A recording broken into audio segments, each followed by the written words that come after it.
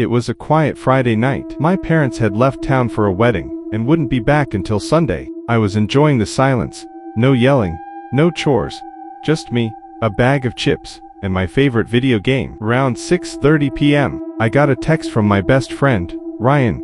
Hey, you alone? Wanna come over and hang out? My parents aren't home. Let's chill. Ryan lived just a 10-minute walk away. We'd been friends since 3rd grade. He was the kind of guy everyone trusted. Chill, funny, kind. There was no reason to hesitate. I replied, grabbed my hoodie, and walked out the door. The streets were quiet, just the hum of streetlights and the occasional dog bark. When I reached Ryan's house, the porch light was flickering. I rang the bell. Ryan answered with a grin. Bro, get in here. I already started setting up this box. I walked in. The house felt off. Dimly lit. No background music.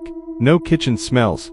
No signs of life except us. Where are your parents? I asked casually. Out for the night. Visiting some friends in the next town over, he said. We've got the whole place. We settled in the living room and played for over an hour.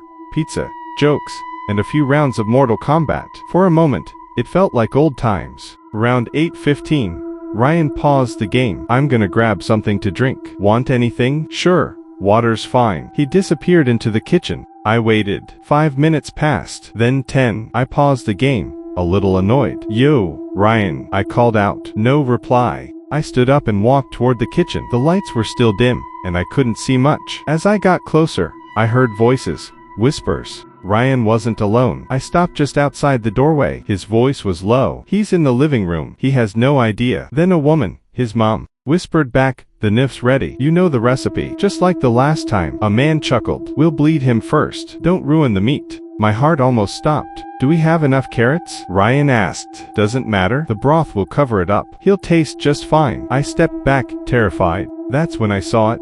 Through the slightly open door, Ryan held a large butcher knife. His shirt had a red stain down the front. At first, I thought it was pizza sauce. It wasn't. I backed away, silently. My instincts kicked in. I had to get out. I turned the corner and darted into the guest bedroom, the first door I found. Once inside, I shut the door softly and reached for my phone. No signal. I tried calling 911. Nothing. No bars. No Wi-Fi. The room was bare, just a dusty bed, a mirror, and a closet. Worst of all, no windows. I was trapped. I crouched behind the bed, trying not to cry, trying to breathe. Then I heard the floor creak outside. Footsteps. Someone tried the door handle. A pause. Then a whisper. You think he heard us? Check every room. I had seconds. I spotted a thin crack between the closet and the wall. I slipped behind it, heart pounding, and watched as the door slowly creaked open. It was Ryan. He stepped inside slowly, dragging the knife along the wall. Come out, he sang softly. You're gonna love the soup we made. He walked around the bed,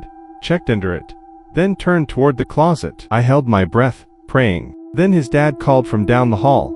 Basement doors open. Maybe he ran down. Ryan turned and left the room. I didn't wait. I slipped out, tiptoed down the hallway into the master bedroom. Finally, a large window. I unlatched it quickly, but just then, a creak behind me. I turned and saw Ryan's mom, holding a ladle in one hand and a long, glinting knife in the other. You're not leaving before dinner, she whispered. I didn't speak. I ran. I jumped through the window, glass slicing into my arms, and landed hard on the grass below. My ankle twisted, but I forced myself up, and ran. Behind me, I heard yelling, their voices filled with fury, like I'd ruined a holiday feast. I ran across the streets before I saw headlights. I waved frantically. A red sedan slowed down. Please help me, I screamed. The driver, an older man, rolled down his window, confused. What happened to you? They're trying to kill me. Please just drive. He unlocked the door. I jumped in and slammed it shut. As we drove away, I looked back. Ryan and his parents stood at the end of the road, staring, just staring, expressionless, as if nothing had happened. I told everything to the police. I begged them to search Ryan's house.